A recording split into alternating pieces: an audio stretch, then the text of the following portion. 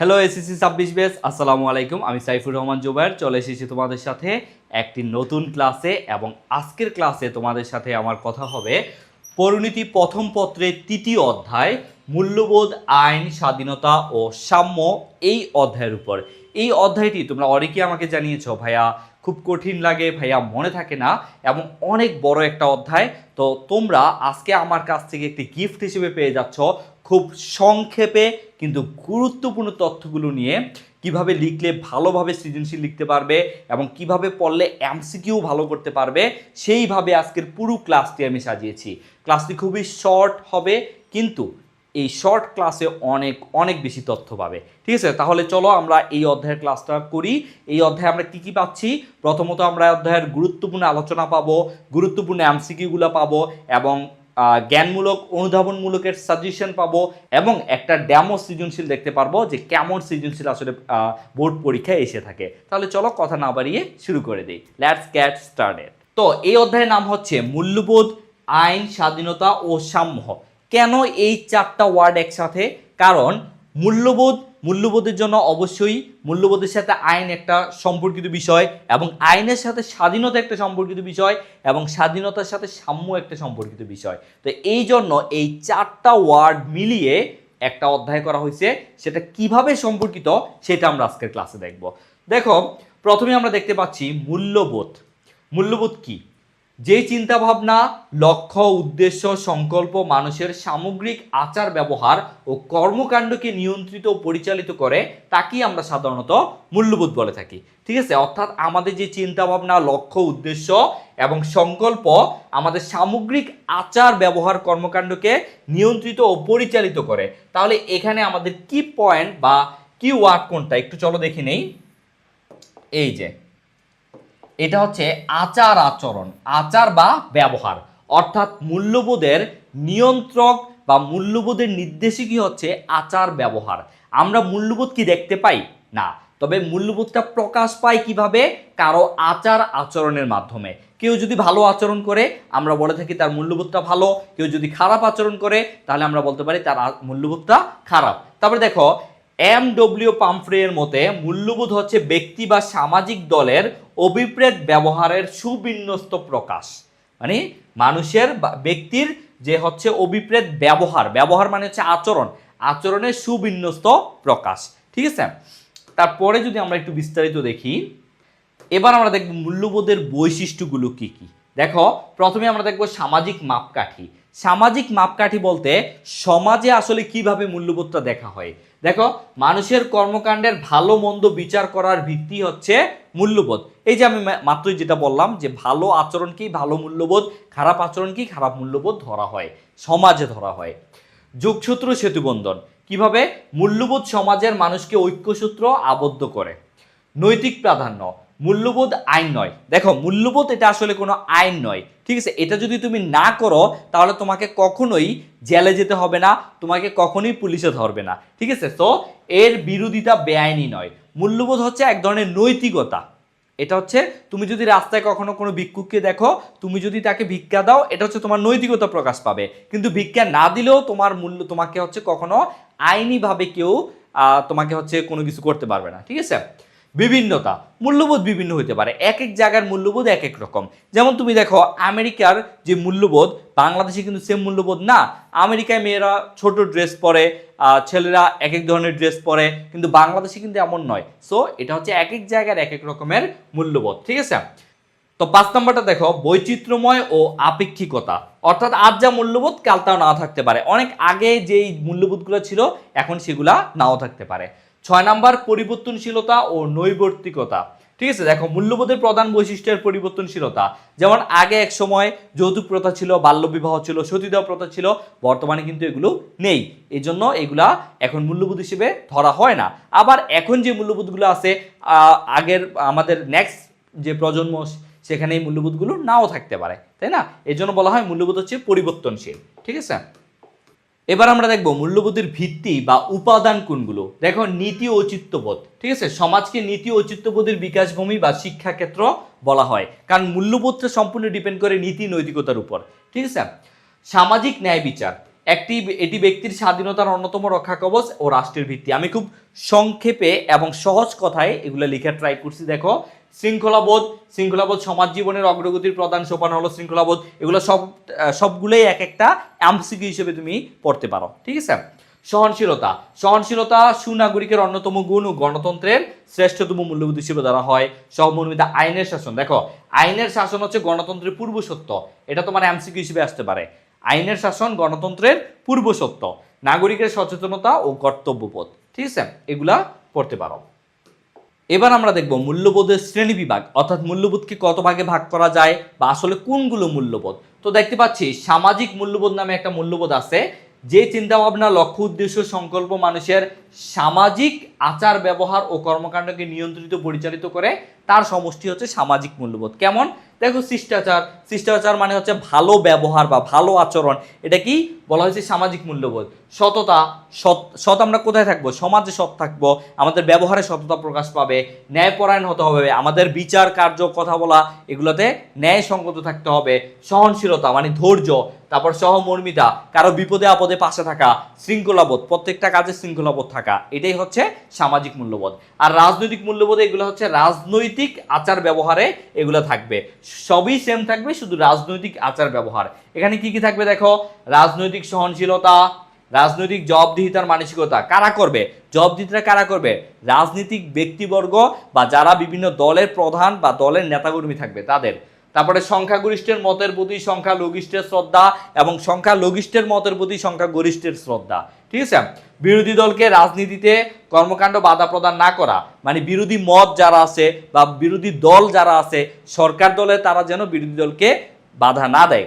এবং নির্বাচনে জয় পরাজয় মেনে নেওয়া, ওই নির্বাচনে জয় না পেলে হরতাল, তারপর হচ্ছে ভাঙচুর এসব চালাবো, এমনটা কিন্তু হবে না। এগুলো হচ্ছে রাজনৈতিক মূল্যবোধ, ঠিক আছে।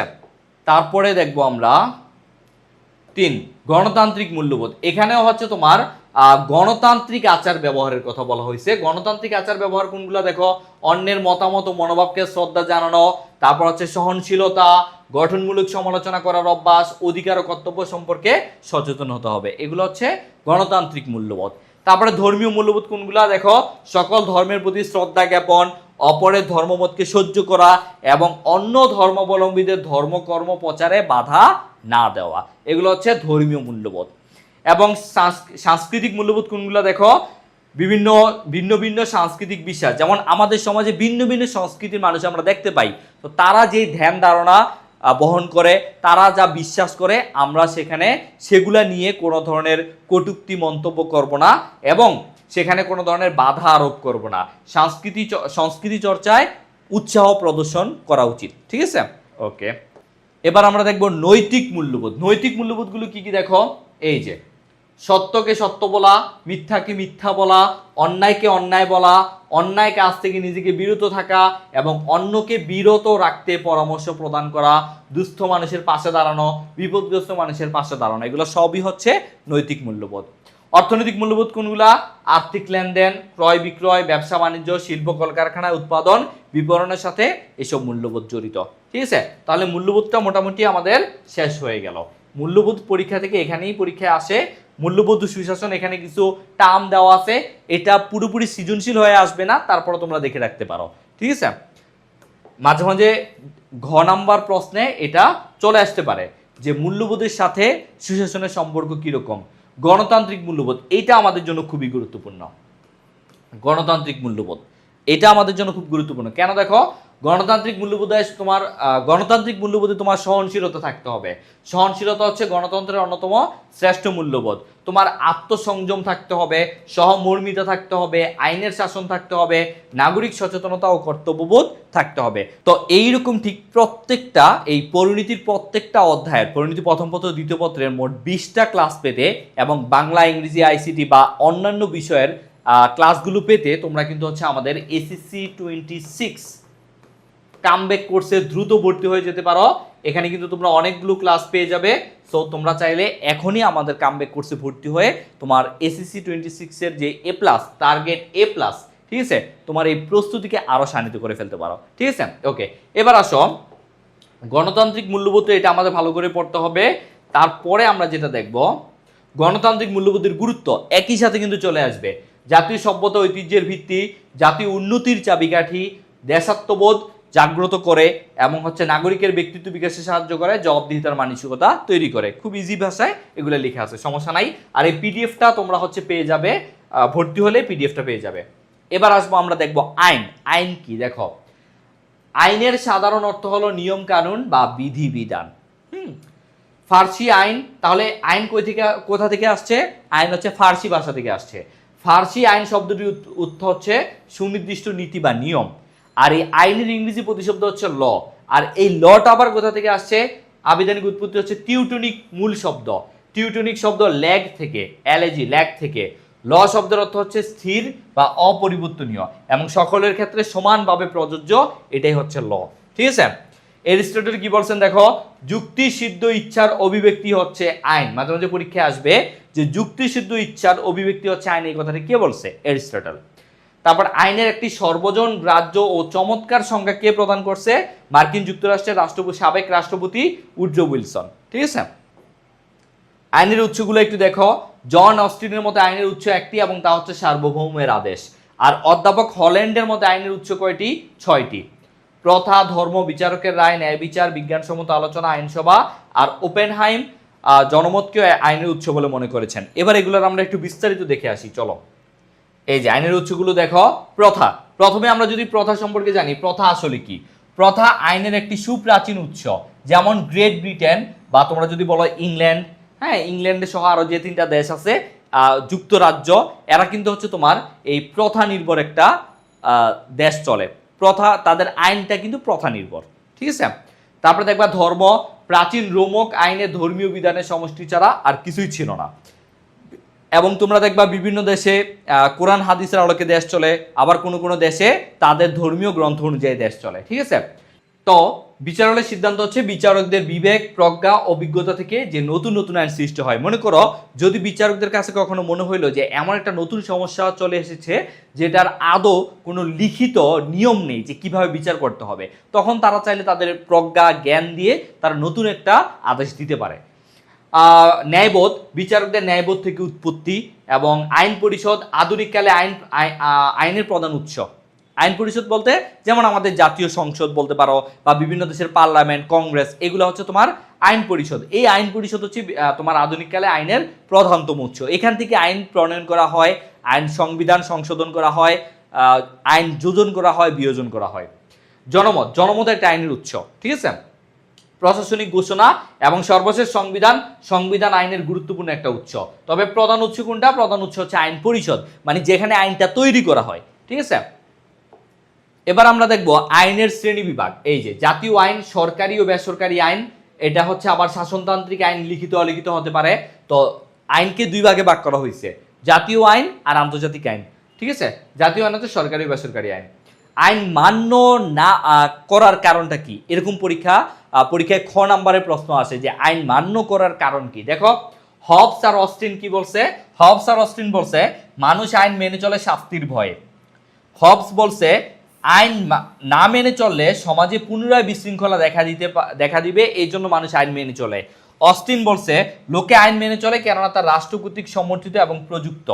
জন লক বলছেন যেখানে আইন থাকে না সেখানে স্বাধীনতা থাকতে পারে না, আইন স্বাধীনতার রক্ষক অভিভাবক। তোমরা চাইলে 1 এবং 4 এই 2টা মুখস্থ করে ফেলতে পারো, অথবা চাইলে 4টাই মুখস্থ করে ফেলতে পারো। ঠিক আছে? 4টাই কিন্তু গুরুত্বপূর্ণ। এবং যদি খ নাম্বার এটা আসে তখন তুমি 4টা যদি দিয়ে দাও, আর কিছু না লিখে এই 4টা যদি দিয়ে দাও, তাহলে কিন্তু 2 এর 2 ইনশাল্লাহ পেয়ে যাবে। ঠিক আছে? বা 2টা দিলেও হবে। এবার দেখো নৈতিকতা। নৈতিকতা আসলে কি? মোরালিটি, নৈতিকতা ইংরেজি শব্দ হচ্ছে মোরালিটি, যেটা মোরালিটাস আসছে, যেটা একটা ল্যাটিন শব্দ, এবং এটার অর্থ হচ্ছে সঠিক আচরণ বা চরিত্র। সঠিক আচরণ বা চরিত্র। সক্রেটিস কি বলছেন? খুবই গুরুত্বপূর্ণ একটা কোটেশন, সদ্গুণী জ্ঞান।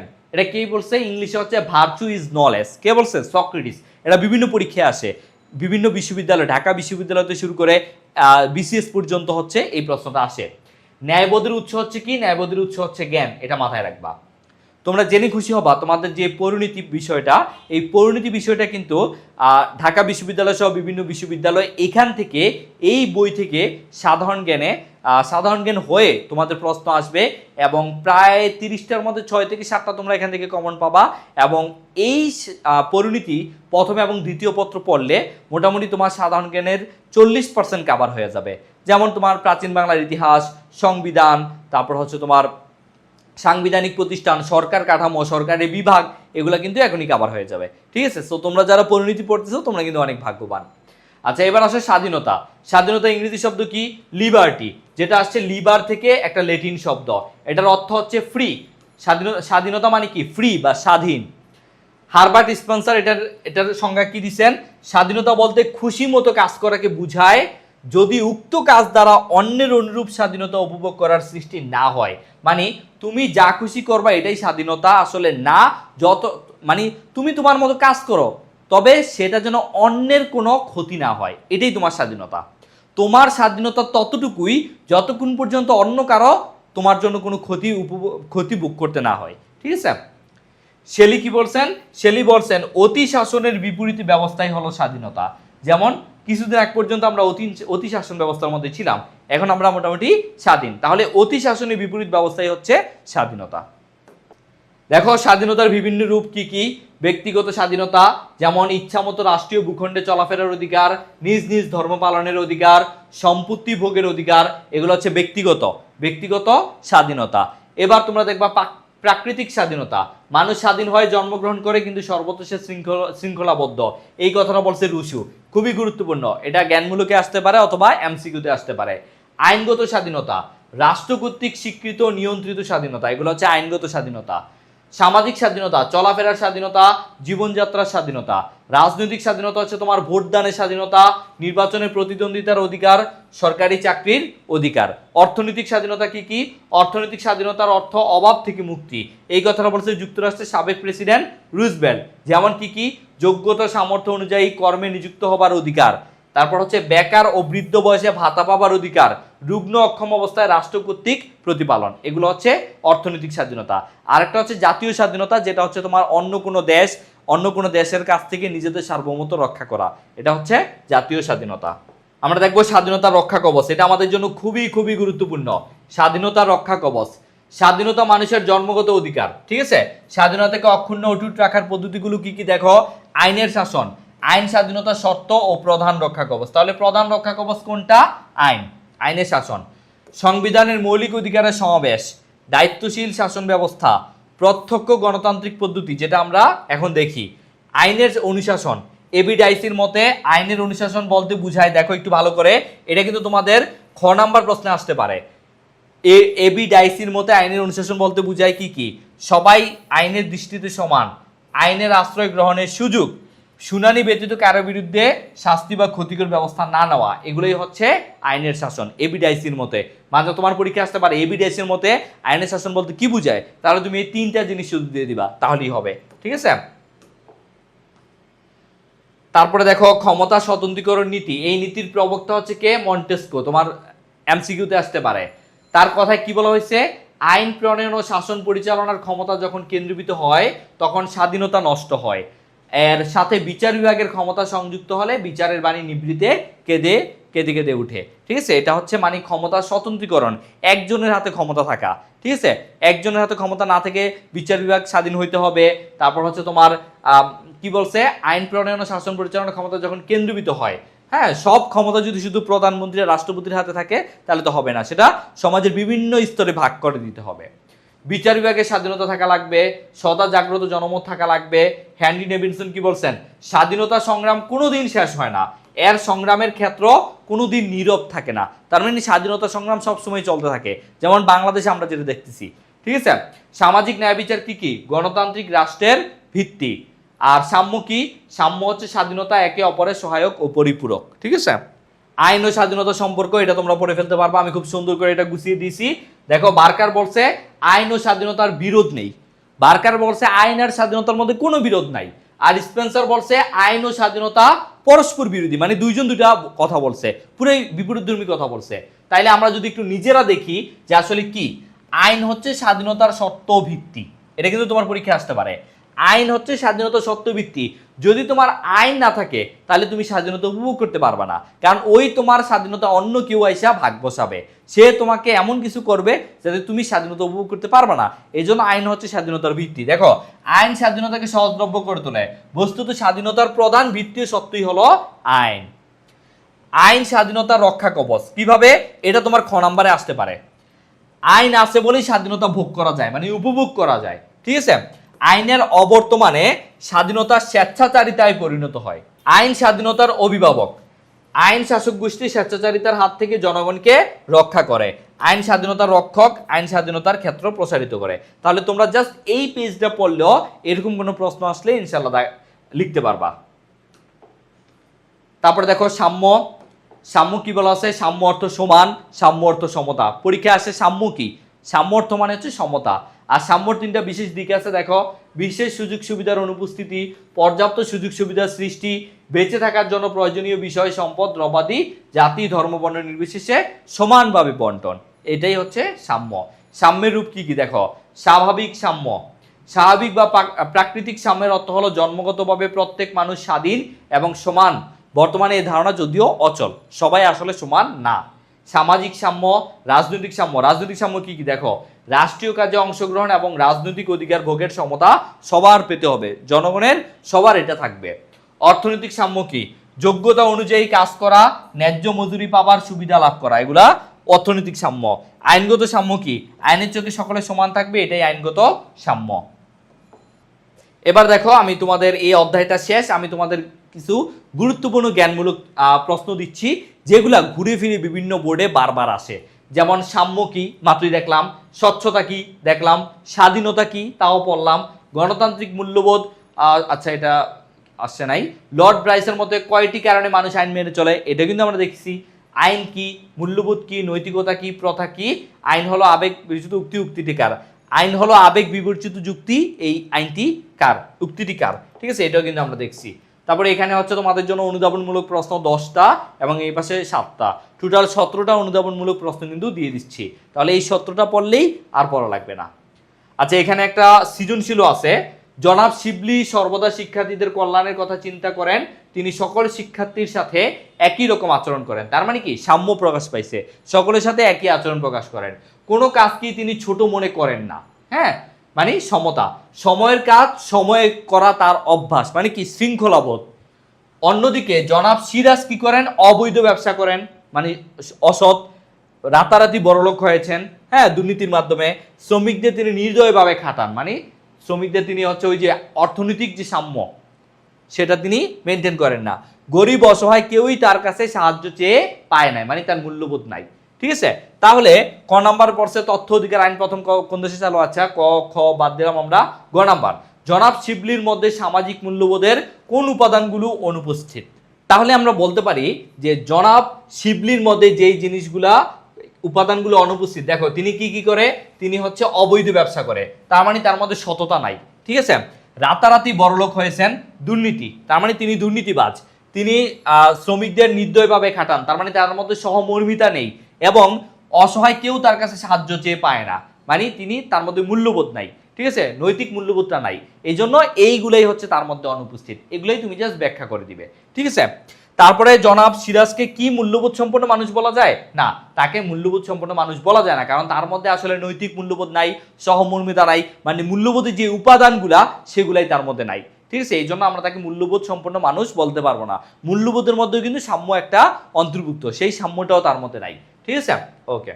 এবার আমরা কিছু গুরুত্বপূর্ণ এমসিকিউ দেখবো যেগুলো বারবার পরীক্ষায় আসে। যেমন দেখো, মূল্যবোধের ক্ষেত্রে কোনটি গুরুত্বপূর্ণ? নৈতিকতা, অবশ্যই নৈতিকতা মূল্যবোধের জন্য গুরুত্বপূর্ণ। জনকল্যাণ, এটা আসলে মূল্যবোধের সাথে খুব একটা গুরুত্বপূর্ণ না। আইন ও মূল্যবোধের, আইনের সাথে তো মূল্যবোধের সম্পর্কই নাই। সুশাসন, এখানেও সম্পর্ক নাই। তাহলে সবচেয়ে বেশি হচ্ছে মূল্যবোধের নৈতিকতা। নৈতিকতা কিভাবে প্রকাশ পাবে? আচরণের মাধ্যমে। মূল্যবোধ কিভাবে প্রকাশ পায়? আচরণের মাধ্যমে। এই জন্য মূল্যবোধের ক্ষেত্রে গুরুত্বপূর্ণ হচ্ছে নৈতিকতা। ঠিক আছে, তারপরে দেখো, লর্ড ব্রাইসের মতে কয়টি কারণে মানুষ আইন মেনে চলে? আমরা দেখছি মোট 5টি কারণে লর্ড ব্রাইসের মতে মানুষ আইন মেনে চলে। ঠিক আছে, আইনের দৃষ্টিতে সবাই সমান, এটা কে বলছে? ওই যে অধ্যাপক ডাইসি, আমরা দেখছিলাম মোট 3টা বিষয়ে আইন নিয়ে বলছিলেন, তো অধ্যাপক ডাইসি এর মতে আইনের দৃষ্টিতে সবাই সমান বলছে ডাইসি। নিচের কোনটি রাজনৈতিক স্বাধীনতা? মতামত প্রদান, এটা আসলে রাজনৈতিক স্বাধীনতা না, এটা সামাজিক সব ক্ষেত্রেই সমান। ব্যবসা পরিচালনা, এটাও রাজনৈতিক স্বাধীনতার সাথে যায় না। ভোট প্রদান, হ্যাঁ এটা রাজনৈতিক স্বাধীনতা। এবং চলাফেরা এটা বাদ, ঠিক আছে, এটা সামাজিক স্বাধীনতা। অলিখিত আইন কোন দেশে প্রচলিত রয়েছে? গ্রেট ব্রিটেন বা যুক্তরাজ্যে। এটা কিভাবে মনে রাখবো আমরা? এটা মনে রাখবো আমরা এভাবে, স্পেন, ই মানে হচ্ছে ইংল্যান্ড, ই মানে হচ্ছে ইংল্যান্ড, এস দিয়ে আমরা মনে রাখবো স্পেন, এসপি দিয়ে, আর এস দিয়ে আমরা মনে রাখবো সৌদি আরব। সৌদি আরবে কিন্তু লিখিত আইন নাই, কারণ সৌদি আরব হচ্ছে কোরআন, তারপর হচ্ছে বিভিন্ন ধর্মীয় গ্রন্থ দিয়ে হচ্ছে তারা হচ্ছে তাদের দেশটা চলে। এন হচ্ছে নিউজিল্যান্ড, নিউজিল্যান্ড, ঠিক আছে। আরেকটা দেশ হচ্ছে ইসরায়েল। এগুলার কোনো লিখিত আইন নাই, আইন আছে বাট লিখিত আইন নাই, ঠিক আছে। তাহলে এটা কি হবে? গ্রেট ব্রিটেন বা যুক্তরাজ্য। তারপর আমরা দেখবো সবচেয়ে বেশি আইন এসেছে কোন উৎস হতে। এটা কিন্তু আমরা পড়ে আসছি, সবচেয়ে বেশি আইন আসে হচ্ছে আইনসভা থেকে। অর্থাৎ আইনসভাই কিন্তু হচ্ছে আইন প্রণয়ন করে, আইন সংশোধন করে, আইন যোজন এবং বিয়োজন করে থাকে, ঠিক আছে। সবচেয়ে প্রাচীন হচ্ছে আবার প্রথা। কোন দার্শনিক আইনের সংজ্ঞা দিয়েছেন? এটা আমরা দিচ্ছি সক্রেটিস আইনের সংজ্ঞা দেয় নাই, জ্যাক রুসো দেয় নাই, অস্টিন দিছে, গ্রিন দেয় নাই, ঠিক আছে। ওকে, এবার আমরা দেখবো 8 নাম্বার, যে আইনের 6টি উৎসের কথা কে বলেছেন? আমরা জানি আইনের 6টা উৎসের কথা বলছেন অধ্যাপক হল্যান্ড, ঠিক আছে, হল্যান্ড বলছেন। এটা কিন্তু অলরেডি আমরা পড়ে আসছি। তারপরে হচ্ছে 9 নাম্বার, নৈতিক মূল্যবোধ শিক্ষার প্রথম পাঠ। দেখো, নৈতিক মূল্যবোধ আমরা প্রথমেই কিন্তু পরিবার থেকে শিখি। তুমি দেখবা পরিবারে একটা শিশু বেড়ে উঠে এবং পরিবার থেকে সে নৈতিকতার সবকিছু শিখে আসে, ঠিক আছে। 10 নাম্বার, আইনের শাসন কোন মূল্যবোধকে শক্তিশালী করে? অবশ্যই গণতান্ত্রিক মূল্যবোধ। সমাজতান্ত্রিক একনায়কতান্ত্রিক তো হবেই না, রাজতান্ত্রিকও হবে না, সমাজতান্ত্রিকও হবে না, গণতান্ত্রিক হবে, ঠিক আছে।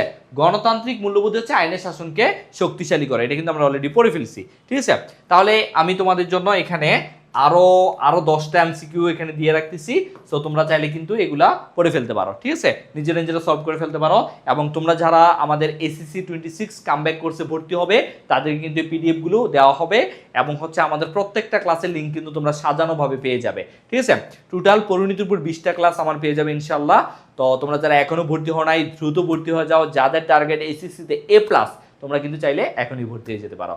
তো দেখা হচ্ছে ইনশাআল্লাহ পরবর্তী পর্বে এবং পরবর্তী নতুন কোনো অধ্যায়ে। সে পর্যন্ত সবাই সুস্থ থাকো, ভালো থাকো, আল্লাহ হাফেজ, আসসালামু আলাইকুম।